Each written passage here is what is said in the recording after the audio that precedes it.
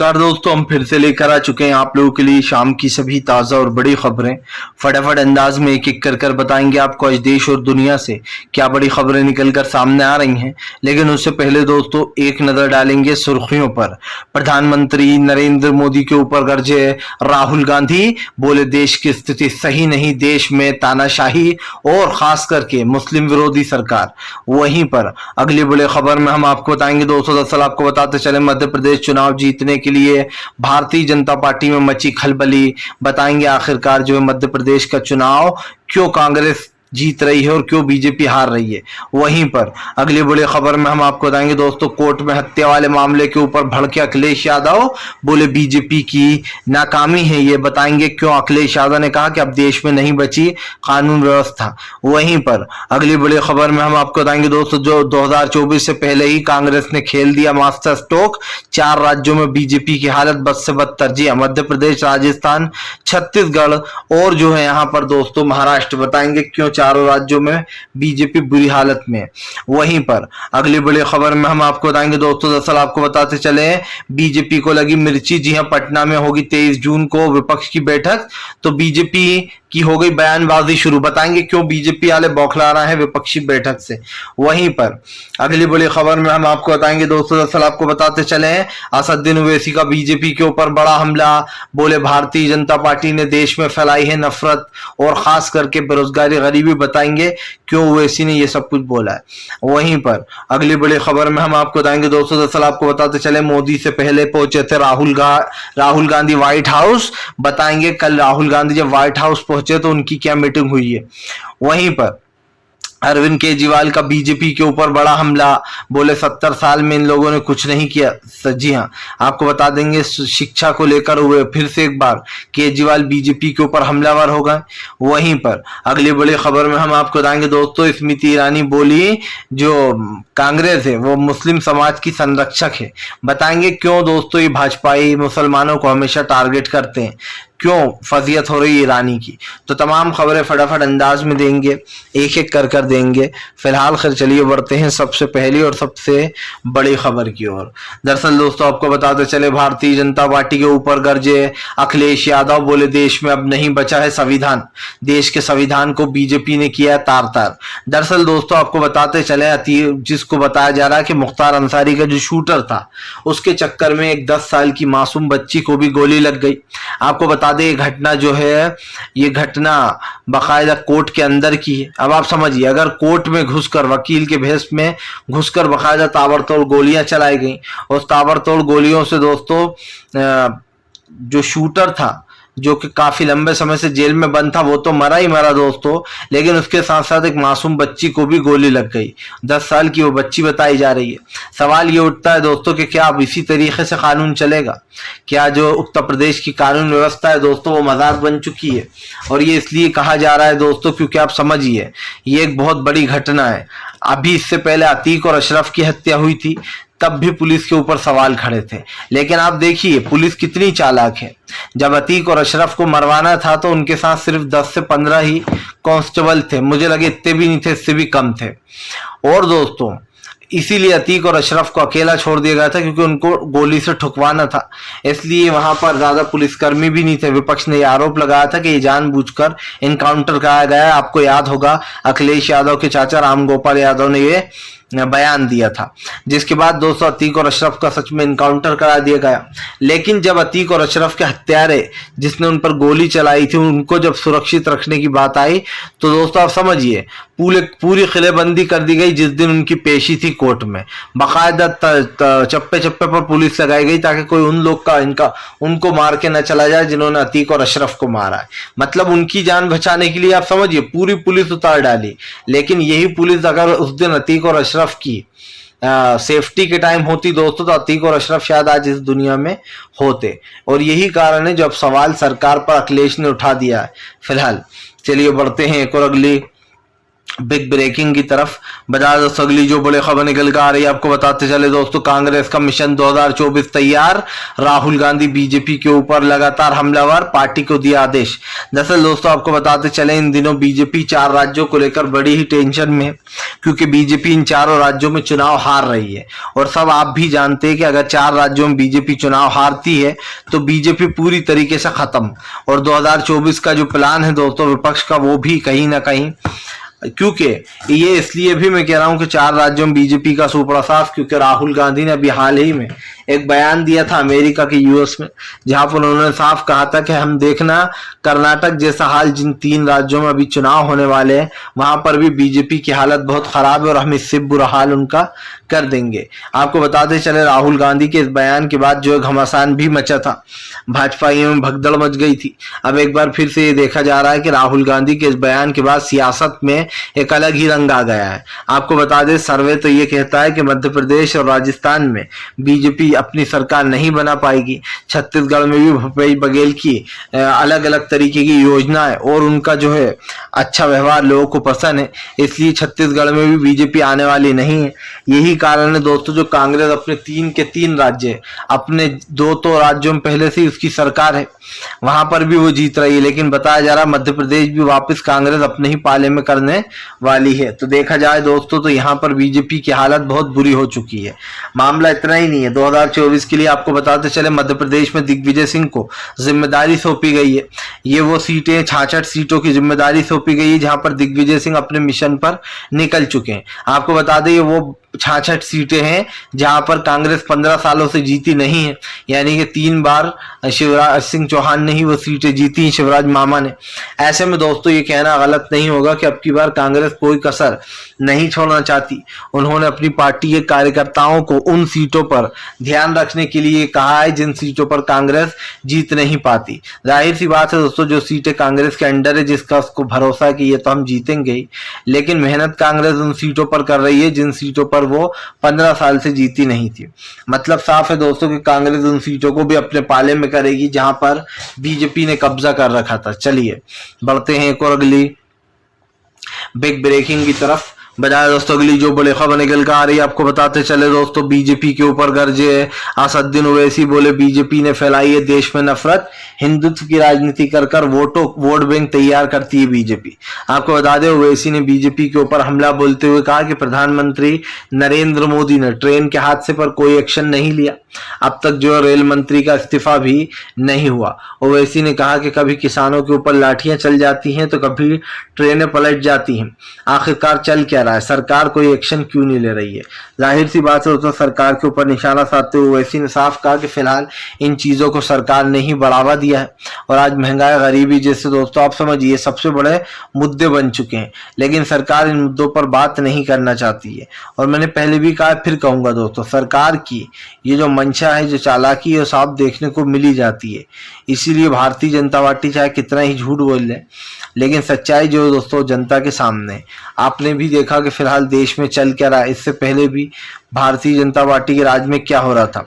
ओवैसी ने तीखे सवाल करते हुए कहा कि फिलहाल एक तरफ तो कहते हैं कि वोट देख के बटन दबाना, आखिरकार इन मायने क्या होते हैं इन प्रधानमंत्री के इन बयानबाजी के।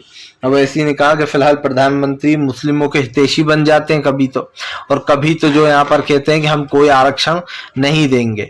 जाहिर सी बात है दोस्तों कर्नाटक में बीजेपी ने मुस्लिमों का आरक्षण खत्म कर दिया था, जिसके ऊपर कोर्ट ने भी फटकार लगाई थी और इन्हीं चीजों का ओवैसी ने जिक्र किया। ओवैसी ने कहा कि ट्रेन पलट जाए कोई बात नहीं, किसानों के ऊपर लाठियां चल रही हैं सरकार के लिए कोई बात नहीं। जाहिर सी बात है दोस्तों देश का माहौल एक तरीके से बिगड़ रहा है और ये किसान हो या आम जनता हो, हर कोई इस सरकार से परेशान है। चलिए बढ़ते हैं एक और अगली बिग ब्रेकिंग की तरफ। बता दोस्तों अगली जो बड़ी खबर निकल कर आ रही है आपको बताते चले दोस्तों, राहुल गांधी का भाजपा के ऊपर बड़ा हमला, बोले किसान विरोधी सरकार। आपको बताते चले दोस्तों राहुल गांधी ने बीजेपी को जमकर घेर लिया। आपको बता दें राहुल गांधी ने कहा कि इस सरकार ने सत्ता में आने के बाद किसानों से काफी वादे किए थे, लेकिन उनमें से एक भी वादा निभाया नहीं गया। सबसे पहला वादा प्रधानमंत्री का कि मैं किसानों को जो है एमएसपी की गारंटी देंगे हम, एमएसपी जो है होती है दोस्तों, वो कहीं ना कहीं ये होता है कि आपको इस मिनिमम प्राइस पे ही हम खरीदेंगे, इससे कम हम आपको नहीं देंगे। लेकिन एमएसपी की गारंटी आज तक नहीं दी। प्रधानमंत्री ने कहा था कि वे सत्ता में आकर किसानों की आय को 2 गुना बढ़ा देंगे, 2 गुना बढ़ी नहीं और घट गई। राहुल गांधी ने कहा कि प्रधानमंत्री के को कोई फर्क नहीं पड़ता, किसानों के ऊपर लाठियां चलती हैं, किसानों के ऊपर डंडे बरसाए जाते हैं, लेकिन हमारे देश के प्रधानमंत्री चुप रहते हैं। यही नहीं दोस्तों, आप समझिए इतना बड़ा ट्रेन हादसा हो जाता है लेकिन रेल मंत्री का इस्तीफा नहीं होता। जबकि दोस्तों अब तक 3 बार ऐसे हादसे हुए हैं, 2 बार, और दोनों बार दोस्तों जो भी रहा है रेल मंत्रालय के पद पर उसको अपना इस्तीफा देना पड़ा है। पहला आपको नाम बता दूं मैं कि यहाँ पर कई सवाल खड़े हो जाते हैं और इसीलिए बीजेपी इन सवालों से भागती है कि भाई रेल मंत्री का इस्तीफा क्यों नहीं हो रहा। एक बार जब नीतीश कुमार थे दोस्तों रेल मंत्री, तो उस समय पर जब वो हुआ था ये रेल हादसा, तो नीतीश कुमार ने अपना इस्तीफा दिया था। ऐसा ही जब अटल बिहारी वाजपेयी साहब थे, उनके समय पर भी रेल हादसा हुआ तो उन्होंने भी अपना इस्तीफा दे दिया था। लेकिन आपको बता दें अश्वनी वैष्णव जो है दोस्तों, अब तक उनका इस्तीफा नहीं हुआ है। यही कारण है जो बीजेपी के ऊपर लगातार विपक्ष हमलावर है कि इतने बड़े ट्रेन हादसे के बाद भी रेल मंत्री का कोई भी इस्तीफा नहीं। और अगर आप मुझसे पूछेंगे दोस्तों तो मैं भी यही कहूंगा कि भैया रेल मंत्री का इस्तीफा क्यों नहीं लिया जा रहा है, ये सबसे बड़ा सवाल है। रेल मंत्री को बचाने की कोशिश की जा रही है या फिर मामला कुछ और ही है, समझ से बाहर है। चलिए बढ़ते हैं एक और अगले बिग ब्रेकिंग की तरफ। बता दोस्तों अगली जो बड़ी खबर निकल कर आ रही, केजरीवाल के सामने लगे मोदी जिंदाबाद के नारे, तो केजरीवाल ने दिया मुंह तोड़ जवाब।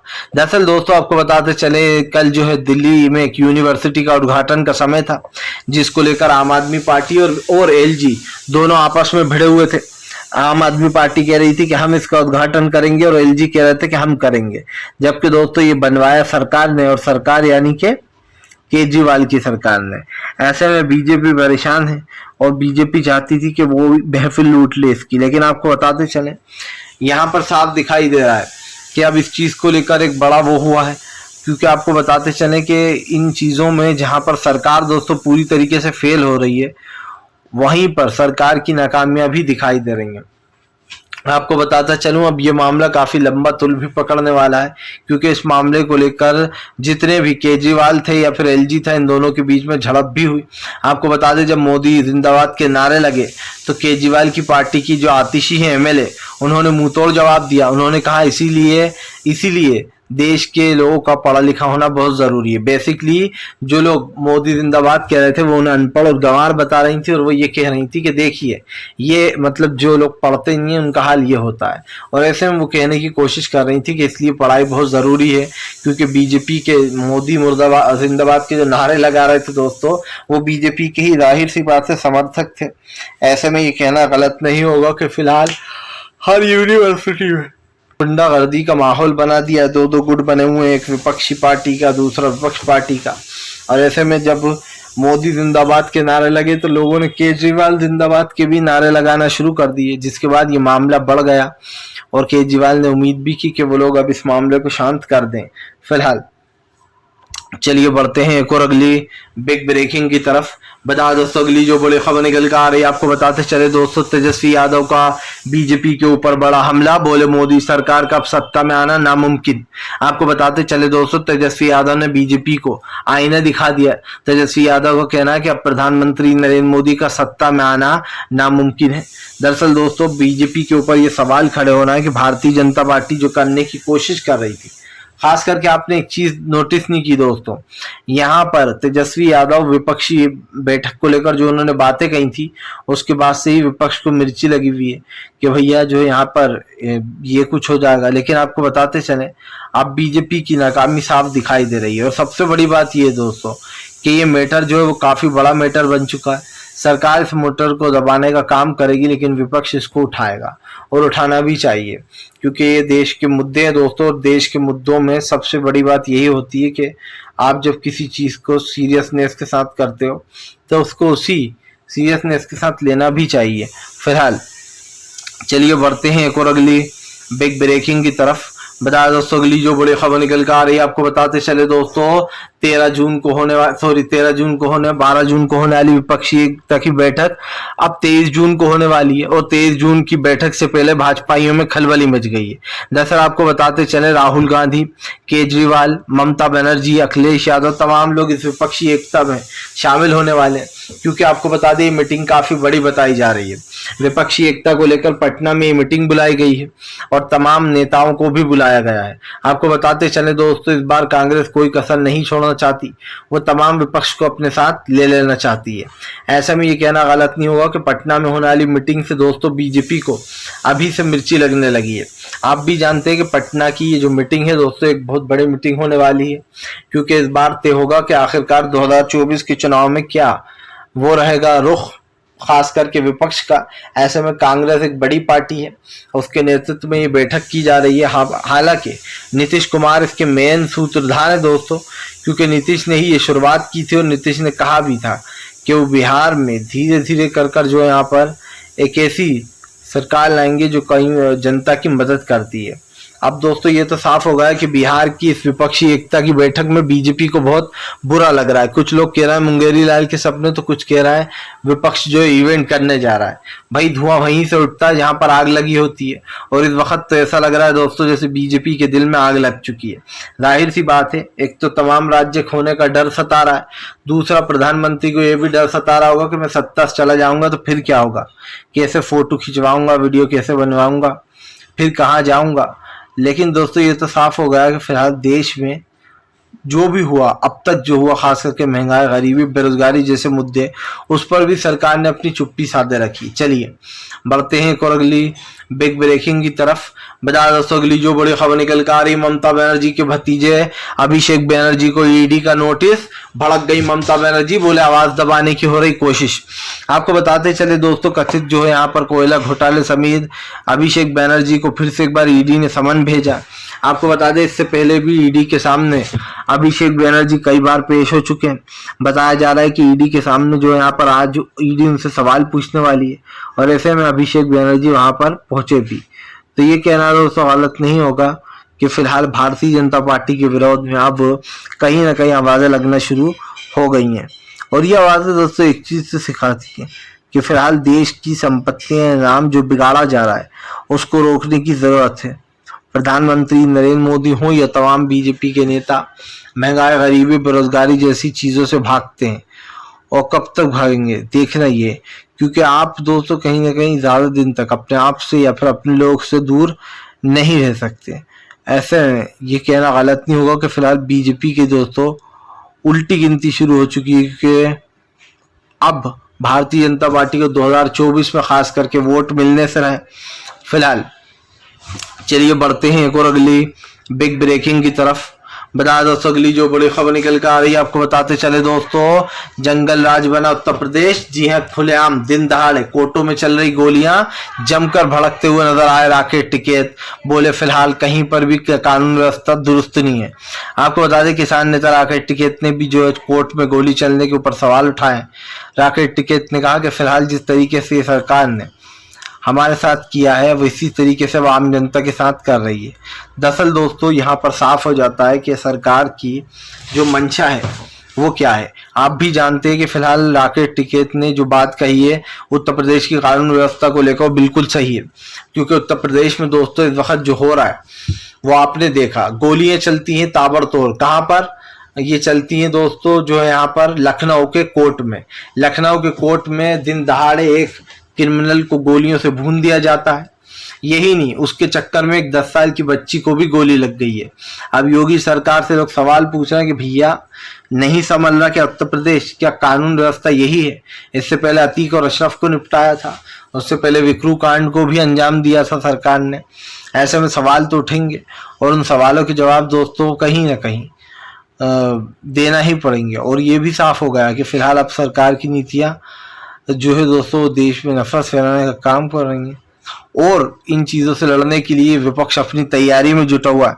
तभी वो महंगाई, गरीबी, बेरोजगारी जैसे मुद्दों के साथ साथ दोस्तों धार्मिक मुद्दे भी उठा रहा है, जिनको बीजेपी कहीं ना कहीं हिंदू मुसलमान करके आगे ले जा रही है। और इस चीज को रोकना बहुत जरूरी है, क्योंकि दोस्तों ये चीज रुकेगी तो देश आगे बढ़ेगा।